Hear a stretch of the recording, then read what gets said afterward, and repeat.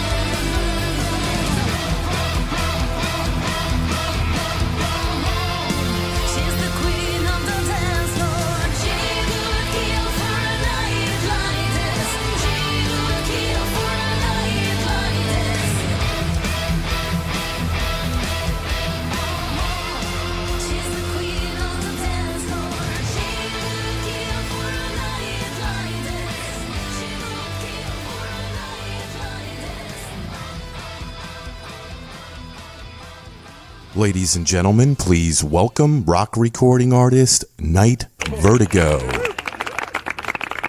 Alex, how you doing? I'm good, thank you. How are you?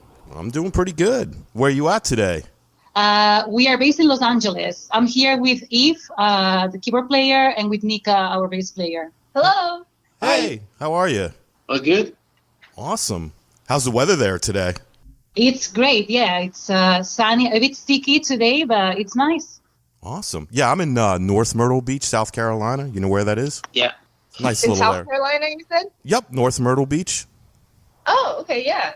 Have you guys ever been to North Myrtle Beach or Myrtle Beach? I haven't. I've heard of the place, but I haven't been. Oh, okay. So, are you guys from Los Angeles? Where are you originally from? I am from Barcelona, actually, originally, from Spain. Oh, okay. Yeah, and Nika is from Italy.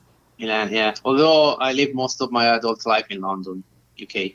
Very cool. And I'm from Texas. There's no one from Los Angeles here. No, I'm from LA. Yeah. Oh, yeah? You're from Texas? What part? Houston, but I was living in Austin for like 4 years. Oh, nice. Yeah.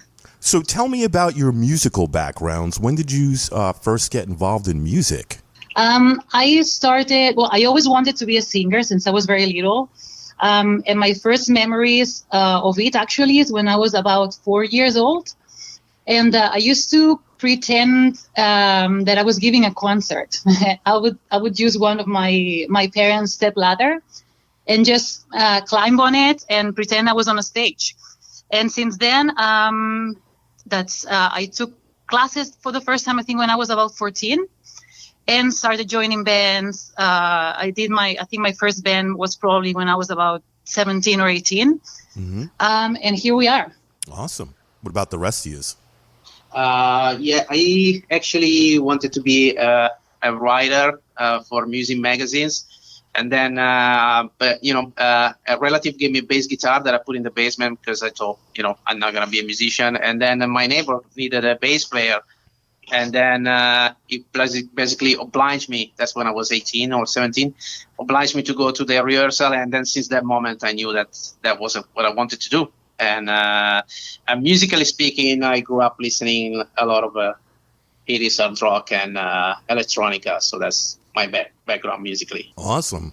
And for me, being in the South, I don't know if you've heard of like marching bands and stuff. Of course. Like, at football games and things. Mm-hmm. And South Carolina, I'm sure you guys have marching bands as well. It's like really big. And so I actually started playing the flute first. Nice. Just in concerts and obviously in marching band. And then when I came out here, although I did bring my flute out, I didn't continue forward with that. But then I started piano, and then here we are. So with you guys from all different, parts of the country and the world, how did you guys meet? I actually met with Nika like a few years ago. I used to live in London as well, like he did, and he was looking for a singer, and that's how we met. Since then, we actually started I did not join the band, by the way, but we started working together in other projects. He was producing some of my music at the time as well. And eventually we moved to LA and we met Eve as well. And we actually had another band together a few years ago, very different from this. And since then, we had actually a few other bands together, a few projects going on. And this is probably the third we have together. Very cool. I believe every band or artist is influenced by someone. Who were some of your influences? Shall I go? For me, growing up, I used to listen to a lot of Madonna, like 80s Madonna and stuff like that. Then I went into more of a symphonic metal phase. I studied opera as well because, of course, all those singers, a lot of them are like opera singers or opera-trained singers. So I did study opera for a few years. So I have a very metal background, but I also like a lot of gothic rock, other European hard rock bands and sleaze rock bands. So a little bit of everything. And I think one of my favorite artists currently would be is European as well. It's called Mirkor. She does a mixture of, I would say, black metal with folk, and every album is very different. So I feel it's really original. So I do appreciate a lot when bands do that every album is different and they grow as an artist. And everything she does is really good. So I think I'm really influenced by her. Nice. If anyone wants to. For me, I grew up listening a lot of 80s hard rock and bands like Guns N' Roses, Motley Crue, Duran Duran. Nowadays, I listen to a lot of modern hard rock bands. A lot of it comes from Sweden. I think that is a country that's got great talent. There's a lot of super cool bands. Of course, they might not be very famous because these days the mainstream shifted to more like entertainment music rather than actually real artistic music. So these bands are mainly like underground, but there's a lot of talent there, like bands like Crash Diet, Eclipse, which are actually Danish, I think. A famous one is Ghost, that come from the country. But I also listen to, electronica, black metal, thrash metal. I like Dark Throne, Entombed, the early 90s kind of like death metal, thrash, Testament, Metallica, Megadeth, Anthrax, all these kind of bands. So there's a variety of style that's influence me when I write music. Although with Nite Vertigo, I think we try to sound our own unique style. But we all have influences that are coming into the style that we play. Nice. For me, I mean, growing up, I was more moved by film score. And coming from like being in band and stuff, it was more of a classical upbringing. So that's mainly what I kind of like, lean towards. I mean, lately it's more synthwave. So I do listen to a lot of Gunship. So every time I'm like driving over for band meetings and stuff, that's just the constant, playing in the car. Very cool. How did you guys arrive at the name Nite Vertigo? That's actually a funny story. We took like several weeks trying to come up with a good name, and we were going back and forth. Like I had a bunch on my list, but nothing really sounded kind of right. And then one day Nika actually, it was taking a while, and Nika was like trying to, I think you were getting up from bed or after like a night's sleep, but he got vertigo, and I think we had one in night or something like similar to that in the name already. And so when he got up and he was like, oh my gosh, I have vertigo. And then it just kind of clicked that Nite Vertigo would be a cool name. Yeah. It was his idea. And we were like, you know what? From a physical reaction. Yeah. Yeah. From being sick. Good omen. A sacrifice for the band. Yeah. Does that happen often? No, I took care of it. Okay. Had a rough. It does still happen. I mean, I don't think it's gonna stop until this band. Yeah. Yeah. So it's a curse and a blessing at the same time. Did you have? That's what you do for the band. Would you have a rough night that night, or? I couldn't sleep because of the vertigo. So it was pretty much.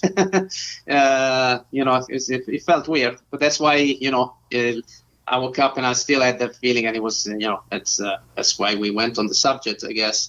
But musically, we came to this, I think, from our previous experience and the band, the project that we did together. Actually, we were doing more like a project that was more like a dark wave gothic, and then we wrote some material that they really didn't fit with that style. It was more like what we're doing now with Nite Vertigo. So we decided that was a side project, but not this band is an actual band that we go and play. The intention is to play live shows and eventually go on tour when the time is right. It's still a relatively new project because we kind of like started a year ago, so it's still getting finding ourselves in certain ways in terms of sound and lineup and visuals. But it's a work in progress. I think any band is always a work in progress. The moment you are stable artistically, that's the moment to call it off. Of course. This podcast features two of your tracks, The Other Side of Midnight and 1983. What's the story behind the songs? No, it's 1983, and it comes from this feeling of being a little bit of an outcast. I think we wanted to project that, not necessarily you have to blend in. That's why the lyrics are like, listen to the music, I'm one with the beat, so let me be, and also our music is important in our life. And even when you are like not blending in with a certain aspect of society, there's always music there to keep you company and to, reassure you that you're okay the way you are. That was for me personally very important growing up. I grew up in a town outside a big city, and the kind of like small town mentality never really I could never really fit in there, and music was a major aspect of what kept me going and made me who I am today, really. So that's the kind of vibe for that song. And The Other Side of Midnight, I don't know if you guys wanna. For The Other Side of Midnight, it's kind of our debut single, and we were still kind of evolving and kind of finding our voice musically, and we were wanting something darker, hence The Other Side of Midnight. And if you listen to the lyrics, it's all about like, kind of being on the other side and what that darkness can mean, but it's not necessarily like dark in feeling, but it's like that coming out to the other side of like, okay, well, there may be light at the tunnel as well. But, it's more of a feeling and hard to describe with words. Mm-hmm. But yeah. Yeah, I think we wanted a bit of the sound as well, a bit darker and a bit underground. And I think with that song, we sort of like reflected that. I really like it because I also come from a background that is a bit like darker as well. And it's also, I feel really identified with the sound in that song. Mm-hmm. Mm-hmm. No, it's just the other side of midnight. The other side of midnight. When writing and recording a new song, what comes first for you, the lyrics or the melody? So I think here we have different ways of working within the band. For me personally, I always go with the melody first, and then I add the lyrics. And I usually work on a guitar track, and I get inspired, and then I put my melody, and then last step would be the lyrics. But I think for Nick, it's a bit different. I think he goes the other way around. It used to be like that for me too, Yeah. but in the recent years, it switched completely.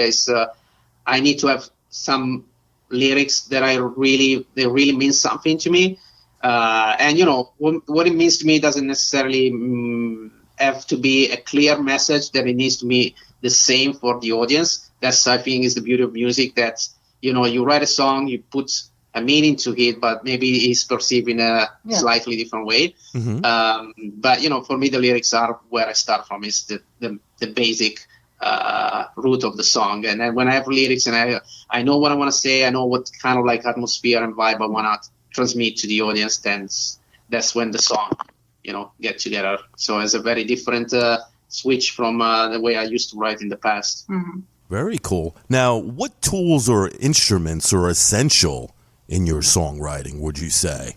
I would say definitely a bass line. I'm a bass player, so when I write, musically speaking, I start from... Well, I also write on synthesizer, so, bass and synths. But guitars, of course, are crucial to then give the direction to the song. Mm-hmm. So, we never know if a song is going to work unless we have the guitars there. Unless, of course, we start from the guitar parts, and then it's a different thing. But for this EP that we wrote, the process was mainly starting from an instrumental track with a vocal line, with like a very sound that if you will hear the song at the beginning, will sound like an electronica song. Mm-hmm. It will be mainly drums, beats, and vocal lines, and then it was the guitar player would write the arrangements, and then at that moment we knew if the song was worth keep working on it or just being it. As you know, there's not all the songs that you write they go on an album or they get released. So we do a lot of selection. Mm-hmm. We write a lot and we select a lot. Nice. Now, with the few singles that you have out currently, do you guys plan on releasing an EP or a full-length album at any point? Yes, we have an EP coming in the next week or two. Yeah, week. Yeah. So we have an EP with some of the singles that are already out, and then of course a couple of new songs as well. Yeah. And we will have a new single being released in the next 3 or 4 days, and also a bonus track that shall we say it? Yeah. There's gonna be a remix of The Other Side of Midnight. Oh, nice. Yeah, it's done by an synthwave artist from Italy called Ideon. And we really like his stuff, and he's done this remix. There's no guitars, it's like a proper synthwave, kind of like electro version of it, and it's a very different take on the song. But there's some guitars, but it's not guitar driven. Yeah, it's synth driven, and it's a very different take, and we really like it. Yeah, so, it's really cool. We want to put it out. But yeah, this EP is gonna come out like very soon. But we're working on a full-length album, which is gonna come out probably in March next year. Very cool. Now, you guys have a couple of music videos up on your YouTube page. Do you enjoy shooting the music video as much as writing and recording the songs? I mean, yeah, I think like art for the music is not just what you listen to, it's also the visuals that kind of enhances it. And so I think the music videos and the shooting of visuals is also equally as important to really showcase what it is you're trying to tell. Being in Los Angeles, of course, I think we're like privileged enough to have like a lot of artistic people around us and like a lot of places we can record and shoot, just because it's so entertainment driven here, in the sense that there's a lot of studios available, a lot of people to shoot, and just being able to like meet other different artists to collaborate with on like our artistic visual vision. Like, I think it's really cool. Yeah. Well, if we had the budget, we would do a music video. Yeah, for everything. Yeah, like every time we're like, oh wait, like let's think about this logically. Let's try to scale it back. But we have like, sometimes we have like super big ideas, and it's like, okay, well, let's be realistic. You know, we're still obviously starting out. But yeah, if we could, like Mika said, we would do one for every single song. Do you guys have any shows or any other projects coming up that you'd like to talk about? We were waiting for the EP to be ready, and now we're going to start booking shows for the next 2 months and onwards. We have a show in November for now, but we will be booking a few more shows around LA for now. Yeah, we will start from LA, and then our target is to possibly play Europe in a year and a half from now. That sounds cool. Any plans to head down towards Myrtle Beach? That would be cool. Yeah. It would be cool if there's audience there. Yeah. They do have a Hard Rock. Oh yeah. Yeah, in North Myrtle Beach they have a Hard Rock bar there. So Yeah. We need to check it out. Yeah. We definitely aim to play more outside LA than in LA. I mean, there's a lot of bands that keep playing the scene. I personally think that it's, a couple of shows in LA with the right distance one from another, but then it's cool to play outside your own area and try to gain an audience. Of course, it needs to go to be planned properly, because playing away from where you are, there's a cost involved, there's time and everything, so it needs to be really planned. It cannot be just one single show when you go far from your home. It needs to be like a series of shows, which is not always easy to organize, especially for a new band. Right. But yeah, I think with time we definitely plan to spread out, step by step, and start playing outside the LA area. Have you ever been to New York to perform? Not to perform, no, I haven't. I love New York though. Yeah, So I go regularly Yeah. to New York, but not for music. Although we have contacts there, so we probably will have shows in New York. I think it's probably going to be the next place after LA that we're going to play in the US. Nice. Outside of music, do you guys have any hobbies or interests? I'm a photographer, and I do. That's why I love New York as well, because I do a lot of urban photography and street photography. Yeah, so that's what takes up my time besides music. Okay. Mainly. What about the rest of you guys? I'm in film, so like besides doing music, I work in film. So, and it kind of goes hand in hand, and the contacts do come in helpful at times, especially when making music videos. But yeah. Awesome. I do not understand the question.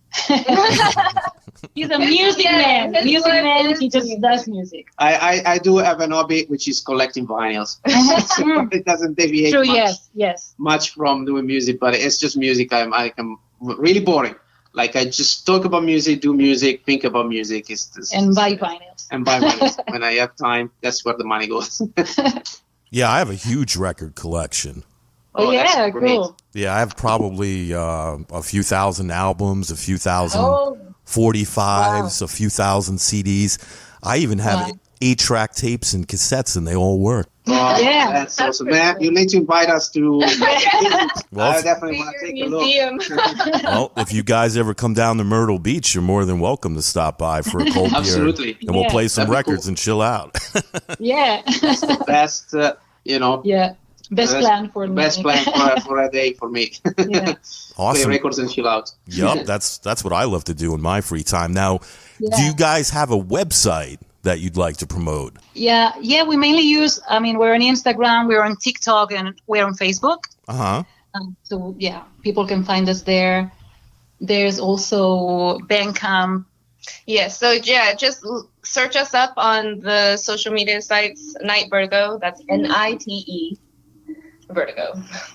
Nice. Now, is there anything you'd like to mention that we didn't talk about today? No, really, I think we covered a few things in this interview. It was fun. And thank you for having us on. You're welcome. To talk about the band with you. Yeah. Yeah, it was great. Yeah. It was definitely Just great chatting with you guys.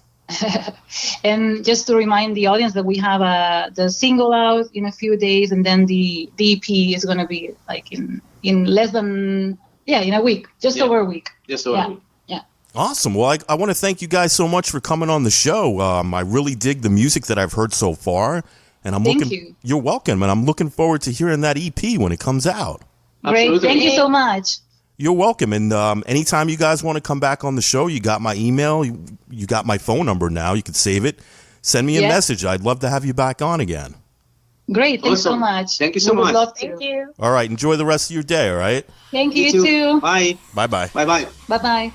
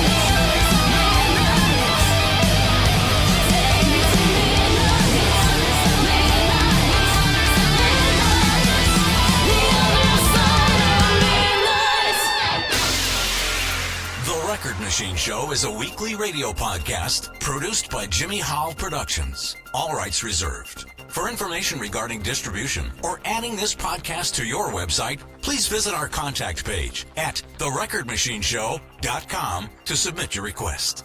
Thanks for listening. See you next time on The Record Machine Show. The Record Machine Show.